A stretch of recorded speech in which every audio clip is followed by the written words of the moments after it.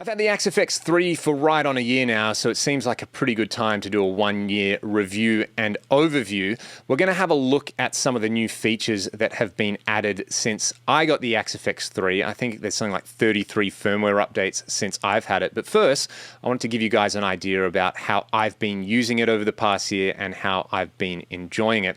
If you've been keeping up with the channel, you would have been seeing a lot of videos about the Axe FX 3 because it's such a deep unit. There's so many things to explore with it, and there's so many different ways that you can use it. But for me, there's three main factors that I've just absolutely been loving about this unit. And like I said, if you've been keeping up with the channel, it's no surprise that I've just been digging this so hard. The first thing is that it feels and sounds so good, and it's so quick and easy to dial up a great guitar sound using the amp models. I think since firmware 5 hit, when there was a really big improvement to the amp modeling, it's just got to the stage now where it's not like, yeah, it kind of sounds like my amp. I just consider the Axe FX 3 the same way I would consider any of my amps that I really love. I have some great sounding amps that I've collected over the years, and now I have the 200 plus amp models in the Axe FX 3, which kind of fit the same bill for me. So it's not a case of like modeler versus amp. For me,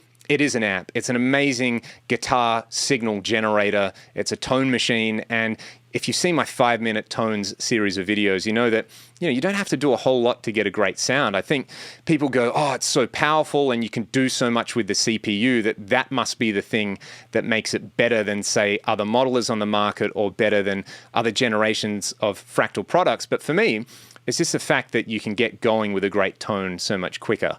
I had the Axe FX Ultra, and you can get some incredible tones out of that thing, but it felt like it took so much longer to really hone in and dial those sounds. When I got the AX8 felt a lot more immediate, and now with the 3, it's even quicker.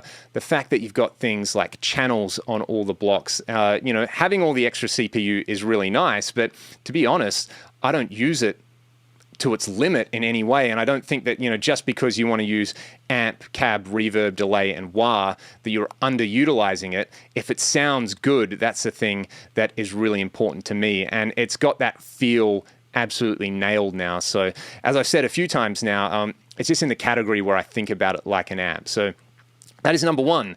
Number two is the way I've been able to integrate it into live performance using the FC controller, using the new Perform screen. And for Ragdoll, we use one Axe FX 3 unit for guitar and for bass. So we run parallel chains. The fact that there's 4 inputs, the fact that you can run, 2 reverb blocks, 2 amp blocks, 2 cab blocks, a bunch of other effects kind of effortlessly means that it also doubles up as our bass rig. And using the FC controller, it's only got 6 switches on the FC6, but it's got tap and hold on every switch, so you've immediately doubled the functionality. And there's 8 layouts, and the layouts function, I think, is the thing that really makes those so incredible to use with the Axe FX 3. The fact that you can run a single XLR cable from the FC6 to the Axe FX 3 and essentially just load the default layouts, and they're already really great to go. And like I said, that has just made setup for live use for us so much easier, and for going on the road and touring, it's an absolute godsend. So that is the second thing that I really, really love about the Axe FX 3. And the third thing for me is just how inspiring it is and how creative you can be with it. The fact that, you've got this huge grid to put any effect type wherever you like, whether you want to use it on guitar, on bass, on synth. You can use it as like an outboard effects processor on vocals. There's so many different effect types, and there's just so many different things to explore. And there's tones that I've been able to dial in using this unit that I never would have been able to dial in using traditional gear. The fact that, nearly every block in there, whether it's the reverbs or the drives or the amps, has had some kind of upgrade. And the fact that Fractal take into consideration user requests as well for effect types or for new functions. Huge synth patch with really dense reverbs and make like, Blade Runner style synth patches, or whether you just want to say run 2 guitars through it, each one with an amp, a cab, and a simple delay, you can do that. I use it when I'm teaching. I've been using it in the studio to record the new Ragdoll album. You can check out our latest single, Rust, which is using the Axe FX 3. And, it's just one of those things where I can show up to a session, and if I want my bass guitar sounds in there, like my kind of stock stuff. I've got that. And then it's like, hey, we want to put some weird stuff on there. Let's get creative and let's get inspired. And in the same way I would use pedals and, you know, combine different pedals and different effects and twist knobs and make weird sounds and really get inspired in that way. That's one thing that I found with the Axe FX 3 that does that maybe other modelers don't. A lot of the time it's just like, oh yeah, this is pretty cool and I can throw a few basic effects in there and go. But the 3 I find really incredibly inspiring, and it makes me play so much more guitar, and it has really worked into my writing workflow as well, where it's, like I said, it's just so easy to plug in, get a great sound. When I've got an idea, I can use it as an interface as well, go straight into Pro Tools and knock out, you know, turn a riff into a song really quickly, whereas previously would have been like a riff and I play it and I get sick of it and I forget about it. So the fact that it also inspires me to practice and to write new music is a really, you know, that's, you can't put a price on that, in my opinion. So they're the 3 things that I have really loved about the 3, and I've been waffling on for a long time now. Let's take a look at some of the new features that have been added in the year I've had the Axe FX 3.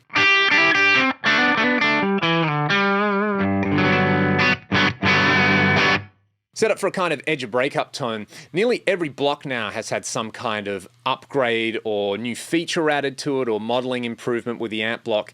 There's been several amp modeling and speaker modeling upgrades, which I suspect are due to the fact that the Axe FX 3 has so much more power under the hood that basically, you know, you can run more detailed algorithms on it. But the amp block feels great, it sounds great. I'm not really going to focus too much on that. I want to show you some of the effect types. So one thing that was really popular that was added are these new cloud reverb types. For example, we have this one, Nimbo Stratus. I'll turn the mix up a little bit. You can see extremely long decays on these, but they just sound unreal.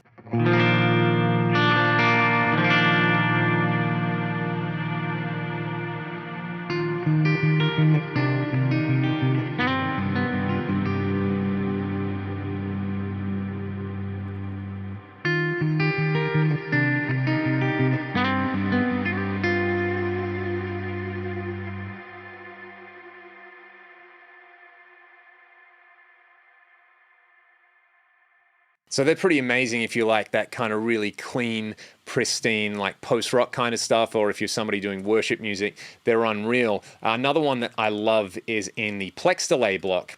It's the Plex reverb. This is probably my favorite reverb style sound in the 3. If I want to do anything vaguely ambient, I always chuck this particular block in there.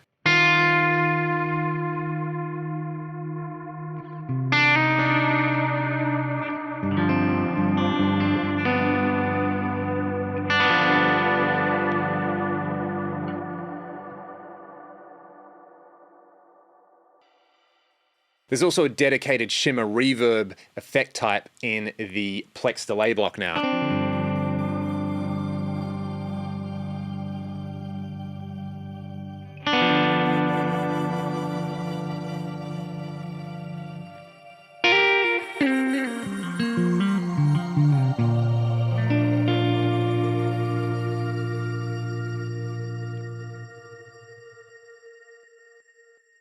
So that one sounds pretty magical. I really dig those ones.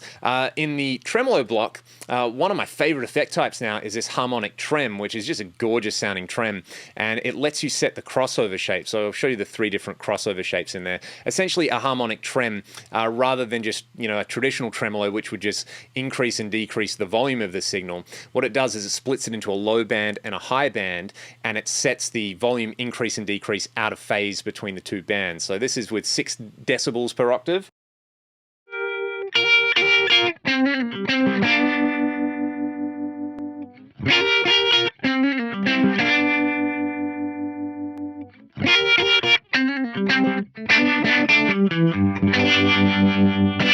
I really like that one because that gives you that sort of traditional scooped mid harmonic trem. That's a great effect type. Let me move over to a chunky amp. The high gain amps after firmware 5 as well, like they feel so good. They make you want to make them a sugar face, you know, the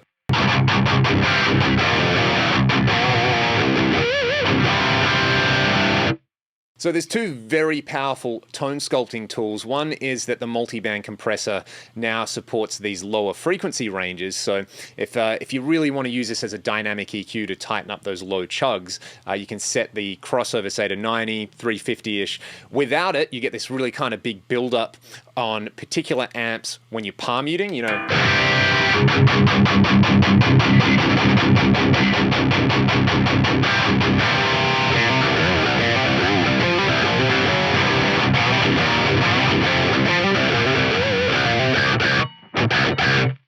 Which is pretty awesome. Hopefully you can hear the effect there. So that I really love. The multiband compressor goes into all of my high gain patches.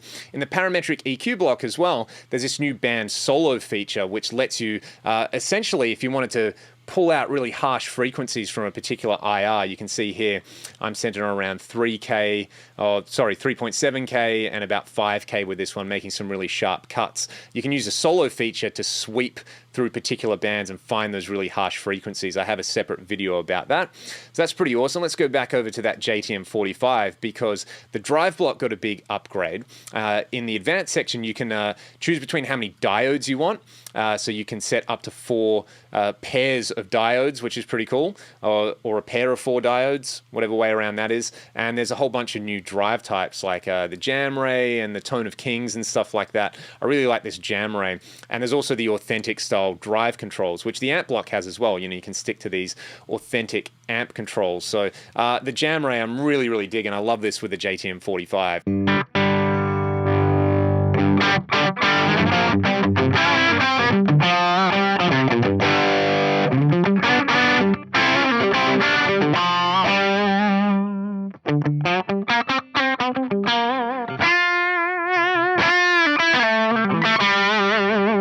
And it plays nice with your guitar's volume control there. Let's go back to the chunky sound because there's this new block, the IR player block, which you can load your tone matches in. For example, on the forum, someone tone matched the Horizon Devices Precision Drive, and I can load this guy into an IR player and basically have those settings baked in, which makes it really easy. So without the Precision Drive style thing,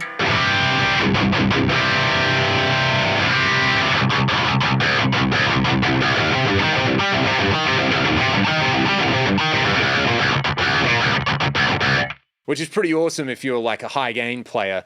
Being able to load in tone matches of different boost pedals and stuff like that is awesome. So that's a really, really great application of that particular effect. There is a whole bunch of new boost types as well in the amp block preamp section. The one that I use so much is this grinder boost based on a Fortin grind. Let's go over to the Atomica High model because I really like the grinder with this particular model. Oh man, it just makes everything so much more enjoyable to play. You know, if I turn the gain up here and play some chuggy stuff.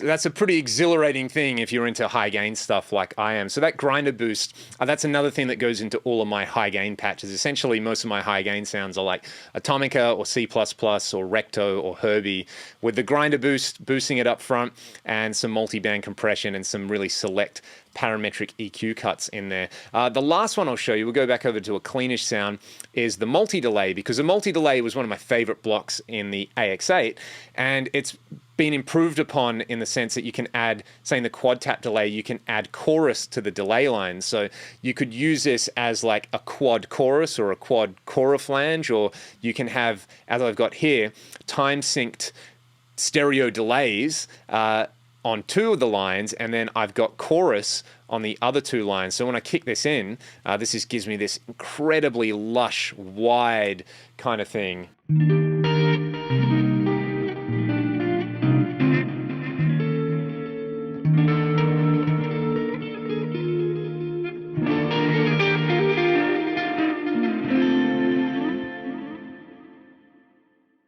And on leads, it just makes you, it's like cheat modes for your guitar. It makes everything so, so glorious.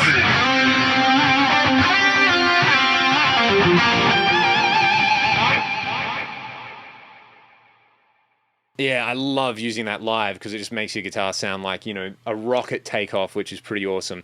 So they're I guess my favorite new additions. There's stuff like there's now a graphic EQ in the drive and the wah block. There's different graphic EQ types in the amp block. I'll show you one last thing. I did a video on this about a week ago. Say in the amp block, if I wanted to, say, attach a modifier, say, to the overdrive control, I could set this to be a pitch follower, and I'll set the minimum value to be about 5 and the maximum value to be about 10, so that when I play on the low strings, there's less gain, and as I play higher, there's more gain. But let's say I didn't want that on every particular channel of my amp. You know, we've got this channels feature in here. Let's just say I only want it to act on channel C, this USA C++. What it's going to do is, on the other 3 channels, the other 3 amps I have in this preset, that modifier is not going to do anything. It's not going to act. But when I go to scene C, or channel C, I should say, I get this thing where down low it's a bit cleaner, and up high I've got more saturation.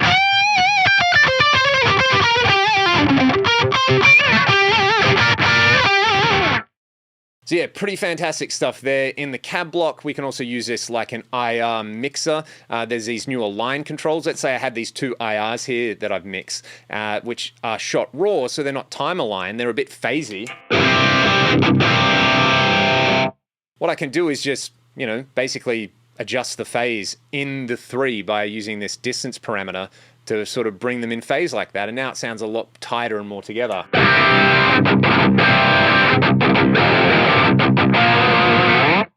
Finally, in the cab block as well, I can adjust, say, the tone of individual IRs without using the overall preamp cuts. Like there, I've got quite a bit of high cut, so I might just turn that up and get a little bit more sizzle happening.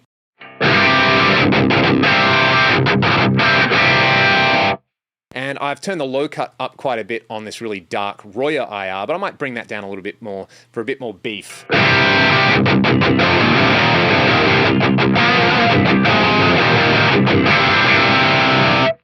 And we're really just scratching the surface there in terms of firmware improvements, but they're the things that I kind of use all the time in my presets, especially my live presets. It just takes something which sounds pretty good and sends it over the top and makes it sound absolutely incredible. Hopefully that gives you a pretty good overview of how I've been enjoying the Axe FX3. It's just one of those things where, you know, for me, I play music for a living, I record, I play live, and I teach. And having a unit like this just absolutely solves so many problems for me. The fact that it sounds so good, the fact that it's so easy to use and integrate into the studio and live, and the fact that it's actually an inspiring unit to play really, really make it worthwhile to own, in my opinion. So there's all these new features. There's going to be more firmware updates. It's such a powerful unit that it feels like the firmware is just going to keep on rolling in. User requests are going to be taken in.